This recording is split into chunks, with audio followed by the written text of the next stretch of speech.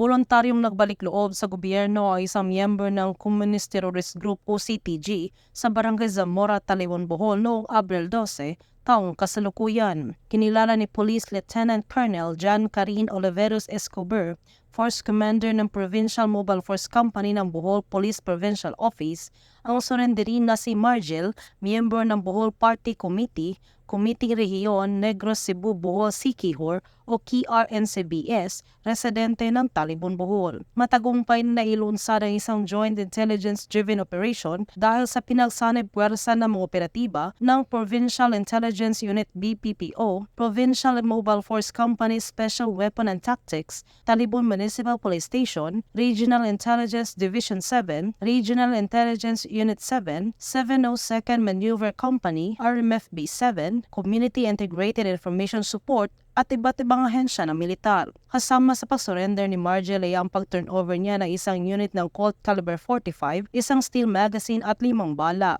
Si Margel ay ligtas na ibinalik sa kanilang tahanan bit-bit ang isang sakong bigas, canned goods at cash assistance galing sa LGU ng Talibon habang inihintay ang proseso para sa pagbibigay ng tulong mula sa Enhanced Comprehensive Local Integration Program at National Task Force to End Local Communist Armed Conflict Program. This is the significant accomplishment of Bohol Police Provincial Office to end up local communism and armed conflict in the province of Bohol and to boost the peace and order and security situation in the province of Bohol as we are gearing up towards the opening of our economic activities, economic development, and the tourism industry in the province of Bohol. Over the years, the Bohol Police Provincial Office is partnering with the Armed Forces of the Philippines and the Bohol Provincial Government under the leadership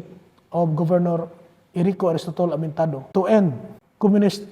terrorist group and to promote everlasting peace in the province of Bohol. Sa kabuuan ay tinuturing na positibong hakbang ang pagsuko ni Margel sa mga otoridad at simula na ng pag-asa ng pagbabago sa kanyang buhay patungo sa tahimik at maunlad na bagong Pilipinas.